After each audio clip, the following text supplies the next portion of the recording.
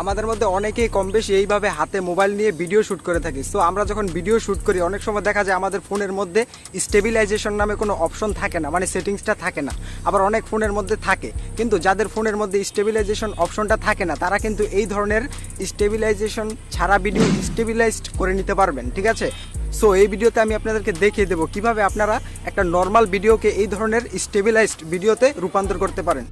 So যে কোনো ধরনের নর্মাল ভিডিওকে স্টেবিলাইজড ভিডিওতে রূপান্তর করার জন্য প্রথমে আপনাদেরকে আপনাদের ফোনের মধ্যে থাকা প্লে স্টোর অ্যাপটাকে ওপেন করে দিতে হবে, ঠিক আছে। তো আমি আমার ফোনের মধ্যে থাকা প্লে স্টোর অ্যাপটাকে ওপেন করে দিলাম। এখন আমাদেরকে যে কাজটা করতে হবে, গুগল ফটোস লিখে একটা অ্যাপকে সার্চ করতে হবে, মানে সার্চ করতে হবে এবং সেই অ্যাপটাকে ইনস্টল করতে হবে। তো আমি এখান থেকে সার্চ বারে লিখে দিলাম গুগল ফটোস, ঠিক আছে। গুগল ফটোস লিখে আপনি যখন সার্চ করবেন তখন কিন্তু আপনাদের সামনে এই যে এরকম একটি অ্যাপ শো হবে। তো এই অ্যাপটাকে আপনারা ইনস্টল করে নেবেন। তো আমার অ্যাপটা যেহেতু আগে থেকে ইনস্টল করা ছিল তাই এখানে ওপেন দেখাচ্ছে। তো আমি জাস্ট এখান থেকে ওপেনের মধ্যে একটা প্রেস করে দেবো। তো দেখুন অ্যাপটার মধ্যে ওপেনের মধ্যে প্রেস করে দেওয়ার পরেই কিন্তু অ্যাপটা ওপেন হয়েছে। এখন আমাদেরকে যে কাজটা করতে হবে সেই ভিডিওটাকে সিলেক্ট করে দিতে হবে, সেই নর্মাল ভিডিওটাকে, যে ভিডিওটাকে আমরা এখন স্টেবিলাইজেশন করতে চাচ্ছি, ঠিক আছে। তো আমি একটা নর্মাল ভিডিওকে স্টেবিলাইজেশন করব। তো দেখুন এই ভিডিওটাকে স্টেবিলাইজড করব, ঠিক আছে। এই ভিডিওটা কিন্তু কাঁপছে, ঠিক আছে। আমি এখন এই ভিডিওটাকে স্টেবিলাইজড করব, তারপরে কিন্তু ভিডিওটা আর কাঁপবে না, ঠিক আছে।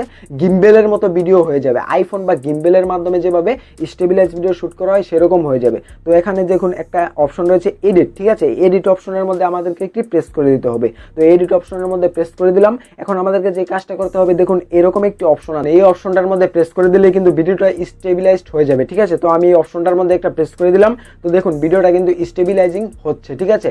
এখন কিন্তু ভিডিওটা স্টেবিলাইজড হয়ে যাবে, মানে ভিডিওটা পূর্বে যেমন নর্মাল ভিডিও ছিল এখন কিন্তু ভিডিওটা স্টেবিলাইজড হয়ে প্রফেশনাল একটি ভিডিওতে রূপান্তরিত হবে। তো দেখুন ভিডিওটাকে যদি আমরা এখন একটু প্লে করি তাহলে আমরা সেই রেজাল্টটা দেখতে পারবো। তো ভিডিওটাকে আমি একটু প্লে করে দিলাম। তো দেখুন ভিডিওটা কিন্তু সম্পূর্ণ স্টেবিলাইজড হয়ে গেছে। ভিডিওটা পূর্বে যেমন কেঁপেছিল এখন কিন্তু ভিডিওটা আর কাঁপছে না, ঠিক আছে।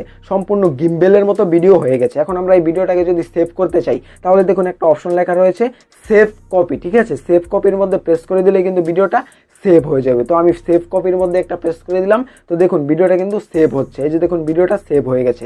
দেখুন একটা নর্মাল ভিডিও কিরকম ধরনের গিম্বেল দিয়ে যেমন স্টেবিলাইজ ভিডিও শুট করা হয় সেরকম ভিডিওতে রূপান্তরিত হয়েছে।